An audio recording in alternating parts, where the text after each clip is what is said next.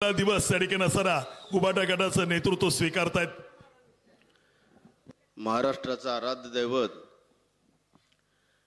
छत्रपती शिवराय, हिंदू हृदय सम्राट स्वर्गीय बाळासाहेबजी ठाकरे यांना मनापासून वंदन। ज्या एका राजकीय परिवाराने कधीच कोणालाही उपद्रव दिला नाही अशा एका चांगल्या परिवारासाठी प्रचार करण्याची आज मला व्यासपीठावर संधी मिळत आहे।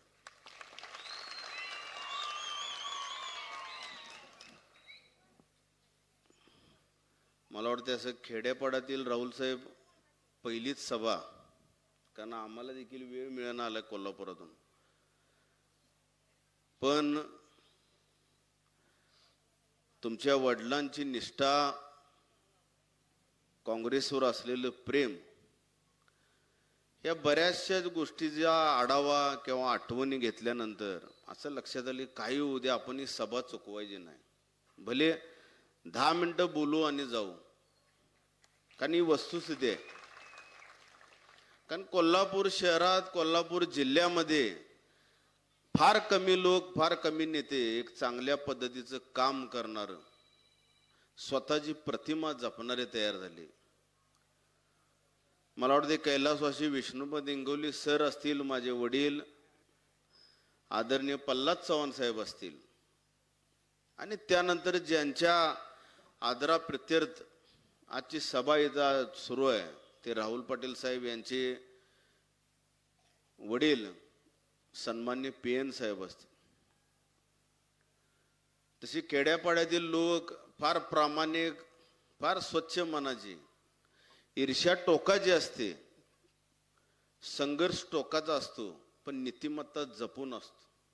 पण अशा खेड्यापाड्यामध्ये देखील राहताना PN साहेबांनी स्वतःचं व्यक्तिमत्व, स्वतःची जडणघडण अशी तयार केली होती की मगाशीच कोणतरी म्हटलं, मी ऐकलं भाषणात, की मंत्रीपद देखील त्यांनी सोडून दिलं, दुसऱ्यांच्या ऑफर्स ठुकरावून लावल्या। असे एक चांगलं व्यक्तिमत्व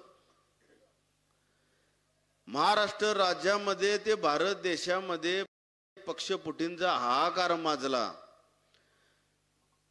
काँग्रेस पक्ष असेल, शेतकरी कामगार पक्ष असेल किंवा अन्य कोणतेही पक्ष असो, यांचं भाजपच्या समोर इतका संघर्षमय आव्हान होतं की हे पक्ष टिकतील काय नाही आणि भविष्यामध्ये आपण काय करायला हवं, ह्या सगळ्या गोष्टी चिंताग्रस्त आणि चिंतामय करणाऱ्या होत्या। पण तरीही अशा कोणत्याही परिस्थितीला भीक न घालता, न जुमानता आपली निष्ठा जपणारे ते तुमचे वडील होते आदरणीय PN पाटील साहेब। आणि वस्तुस्थिती आहे, इथे यायचं हेच कारण पुनश्च एकदा सांगतो, जिथं कमी तिथं स्वामी आणि जिथं कमी तिथं आम्ही पण, शिवसेना पण। कुठेही जाणार आणि कुणासाठी जाणार असं आम्ही नाही, जिथं जाणार तिथं प्रामाणिक राहणार, जाऊ तिथं खाऊ आम्ही नाही, जाऊ तिथं प्रामाणिक राहू, हेच शिवसेनेचं ब्रीद वाक्य घेऊन मी आज तुमच्या व्यासपीठावर आलो। तुमच्या ठराविक लोकांना असं वाटत असेल निष्ठा वगैरे अमुक तमुक ह्या गोष्टी आता मला वाटतं महाराष्ट्र स्टेटमध्ये धूमधडाक्यात सुरू आहेत, सांगण्याच्या पलीकडे झालेलं आहे। पण माझी विनंती आहे ग्रामस्थांना, ज्या लोकांनी महाराष्ट्र राज्याचं सरकार फोडलं हिंदुत्वाचं नाव सांगून, महाराष्ट्र राज्यातील जनतेची फसवणूक केली आणि कारण पहिला सुरुवातीला पुढे केलं की आम्ही हिंदुत्वासाठी पटलो म्हणून, आज ह्या कोल्हापूर जिल्ह्यामध्ये 2 ठिकाणी राहुल साहेब चोरी झाली। एक कात्यायनी देवी मंदिरामध्ये आणि एक ज्योतिबाच्या डोंगरावर। माहिती काढून बघा, सरकार कोणाचं हिंदुत्ववादी, चोऱ्या होतात मंदिरात, पण कोणताही चोर CCTV फुटेज मधला कोणालाही सापडलेला नाही, पोलीस निष्क्रिय काम करायला लागले। हे सांगण्यामागचं तात्पर्य काय, ठीक आहे आम्ही हिंदू आहोत, आयुष्यभर राहू, आमच्या धर्मासाठी आम्ही काही करू, पण ह्याचा अर्थ आपण दुसऱ्याचा धर्म वेठीस धरू असा होत नाही। दुसऱ्याच्या धर्माबद्दल अपशब्द काढणं असं होत नाही. आपल्याबद्दल आपल्याला अभिमान हवाच आणि जिवंत आहे तोपर्यंत हवा. सन्मान्य बंटी साहेबांनी बावड्यामध्ये एक चांगला पुतळा बांधलेला आहे बघा, छत्रपती शिवाजी महाराजांचा. काँग्रेसनं कधी स्वतःचं मत व्यक्त केलं नाही, आम्ही हिंदुत्ववादी आहोत किंवा आम्हाला छत्रपती शिवरायांचा अभिमान कसा वाटायला हवा. पण त्यांनी त्यांच्या कृतीतून करून दाखवलं. आज मुंबईच्या एंट्रीला जर आपण गेला तर दादरमध्ये एंट्री करताना छत्रपती शिवाजी महाराजांचा पुतळा दिमाखात आपल्याला दिसतो. आणि कोल्हापूर शहरात बावड्याच्या रोडनं जर एंट्री केला तर अतिशय देखणा पुतळा सन्मान्य बंटी साहेबांनी बांधून दाखवला. ह्यातून काय सिद्ध होतं, छत्रपतींचे पुतळे बांधणाऱ्यांचे पुतळे पडले, त्यातला भ्रष्टाचार उघड झाला.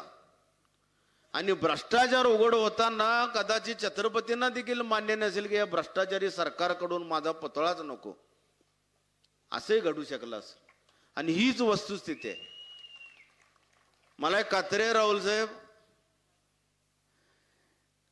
ज्यावेळी असा अन्यायी मार्गाने चुकीच्या मार्गाने अमाप संपत्ती मिळवून मोठे होणारे ज्यावेळी लोक तयार असतात आणि ज्यावेळी निष्ठावान घरानं ज्यावेळी बाहेर पडतं त्यावेळी जनता आपल्या पाठीशी राहतं. गेली 20 वर्ष मी राजकारणात बघतो. तुमच्या वडिलांची एक गोष्ट सांगतो माझ्या स्वतःच्या बाबतीत, आणि ते उपकार फेडायसाठी मी आज स्टेजवर आलो. एका अनपेक्षित घटनेमध्ये मी जेलला होतो, मला गुंतवलं होतं. टॉपमोस्ट घटना घडली होती. कोल्हापूर शहरामध्ये आणि जिल्ह्यामध्ये चिंताग्रस्त वातावरण होता की आता इंगोली परिवार संपला, इंगोली परिवारामध्ये काहीही शिल्लक राहणार नाही. इंगोली सरांचे विचार संपले, कैलासवासी विष्णुपंत इंगोली सरांचं घरदार देखील संपलं. आणि अचानक असं मला वाटलं की आपण भले आपल्याला कोल्हापूर शहरात परवानगी नसो तर आपण निवडणूक लढवायची, कारण माझा जनतेवर विश्वास होता, जनताच माझ्यावरचा अन्याय दूर करणार होती. पण परिस्थिती इतकी बिकट होती, तिकीट मागायचं कसं आणि कुणाकडं. आपण तर आरोपी आहोत, भले जामीनवर सुटलो असलो तरी आपण आरोपी आहोत. कमिटीमध्ये माडिक साहेब होते, PN साहेब होते आणि पतंगराव कदम साहेब होते. आणि माझी घरची फॅमिली असं समोर बसली होती त्या क्यू मध्ये, लाईन मध्ये तिकीट मागण्याची. PN साहेबांच्याकडे कोणतरी गेले की रवी इंगोलेंच्या परिवारातली लोक आले तिकीट मागायसाठी. अगदी प्रामाणिकपणे सांगतो आणि अभिमानानं सांगतो, त्यांनी माझ्या परिवारातल्या लोकांना PN साहेबांनी बोलवून घेतलं, तुम्ही घरी जावा, रवी शिवाय मी कोणालाही तिकीट देणार नाही, तुम्ही इथं थांबू नका. आणि त्या कमिटीमध्ये सांगितलं, माझ्या मित्राचा पोरगा आहे, अन्याय झालाय आणि अन्याय दूर करायसाठी PN पाटील हा सदैव त्याच्या पाठीशी राहणार म्हणजे राहणार. हे सत्य वाक्य आहे, सत्य. ही घडलेली घटना आहे, ही काल्पनिक घटना नाही. पतंगराव कदम साहेब माझ्या सासरवाडीतून ते आलते निरीक्षक म्हणून. त्यांनी सांगितलं संसद भवनात कित्येक अशा प्रकरण घडलेलं असतात, हे तिकीट ह्याच पोरग्याला द्यायचं. आणि मी चांगल्या मतानं निवडून आलो. PN साहेबांनी माझ्यासाठी भाषण करायला आले होते आणि असं चांगलं भाषण केलं. त्यांचे एक स्वतःची एक विशिष्ट शैली होती, पण समजावून सांगून निघून गेली. सांगण्यात तात्पर्य बंधू काय, म्हणता येईल, पण ज्या व्यक्तीला बाप नसतो त्या व्यक्तीच्या यातना काय असतात ते फक्त आम्हाला आणि ह्यांना, आणि ज्यांचा बाप चोरला त्या उद्धव साहेबांना माहिती. ज्यांच्या बापाच्या जीवावर 40-45 आमदार तयार झाले, अगदी हातगाडी घेऊन स्वर्गीय हिंदू हृदय सम्राट बाळासाहेब ठाकरेंनी मार्मिक नावाचं एक पत्रक काढलं होतं. ते पत्रक गल्ली बोळात ते मुंबईच्या वाटत होते. ते पत्रक काढलं कशासाठी तर मराठी अस्मिता जपण्यासाठी आणि हिंदुत्व जपण्यासाठी. पण ते काढताना त्यांच्या यातना, त्यांचा स्वाभिमान, त्यांचा अभिमान आणि त्यांचं कष्ट हे कधीच त्यांनी वाया जाऊन दिलं नव्हतं.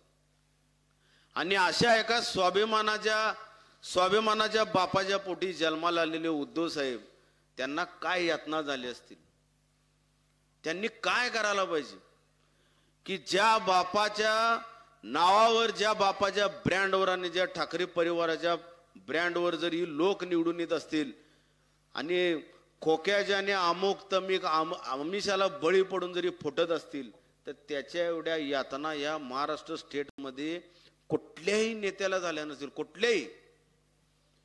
त्या दिवशी ठरवलं, जर आपल्याला स्वर्गीय इंगोले सरांचं जर रक्त म्हणून दाखवायचं असेल तर आपण निष्ठावान राहायचं आणि आपण फुटायचं नाही. आणि ह्याच पक्षामध्ये राहून कोणत्याही परिस्थितीत कोणाचं काय होतंय होऊ दे आणि माझंही काय होतंय होऊ दे, पण आपण निष्ठा जपायची. आणि तीच निष्ठा तुमच्या वडिलांनी जपलेली आहे. तुम्हाला आज म्हणजे मला खात्री आहे म्हणून सांगतो, सन 2010 ते 2012 सालपर्यंत ह्या रवी इंगवलेला माझ्या जवळच्या मित्रांनी आणि जनतेने सांभाळला आणि ते पण अगदी प्रामाणिकपणे सांभाळला. मला निवडून देऊन थाटामाटात मला कोल्हापुरात आणलं होतं. आणि मला खात्री आहे तुमच्या वडिलांच्या कामाबद्दल कुणावर टीका करण्यापेक्षा ती टीका करायची ते वेळ शिल्लक राहिलेला नाही. पण PN साहेबांचं जे काम आहे, त्या माणसाचं जे वागणं आहे, त्या माणसाचं जे व्यक्तिमत्व आहे, त्या माणसानं दिलेले समोरच्याला प्रेम आहे, ते प्रेमाचं प्रतीक म्हणून तुम्ही प्रचंड मताने निवडून येणारे मला आज खात्री आहे राहुल साहेब. माझं वाक्य लक्षात ठेवा, हे कधीही चुकीचं होऊ शकत नाही. फक्त एक काम करा, तुमचा स्वभाव जरा माझ्यासारखा दिसत असं शांत संयमी, थोडस जनतेला विनंती करा की मला कोण नाही, आज मला बाप नाही, पण तुम्ही बाप या नात्यानं माझ्या पाठीशी राहा. अजिबात ह्या तुमच्या मतदारसंघात हा राहुल पाटील कधी कमी पडणार नाही एवढी तुम्ही ग्वाही देत सुटा खेडोपाडी. कारण तुमच्या परिवारावर जनता प्रेम करते, तुमच्या आडनावर पब्लिकची श्रद्धा आहे, माता भगिनींची श्रद्धा आहे.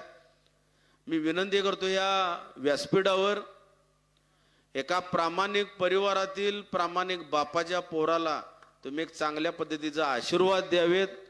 आणि जाऊ तिथं खाऊ ही पद्धत ह्यांच्याकडं नाही, आणि जाऊ तिथं प्रामाणिक राहू हीच या पाटलांची वंशावळ आपण जपावे एवढे प्रामाणिक इच्छा व्यक्त करतो आणि थांबतो. जय हिंद, जय महाराष्ट्र. धन्यवाद. या ठिकाणी रवी किरण इंगवले साहेब आपल्या प्रामाणिक पदाबद्दल आणि निष्ठेबद्दल PN साहेबांचे उपकार कधीही विसरणार नाहीत.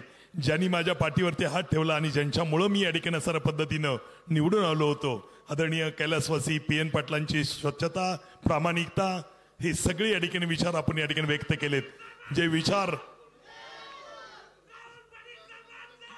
जय असो. या कार्यक्रमासाठी क्रांतिसिंह पवार पाटील साहेब, अक्षय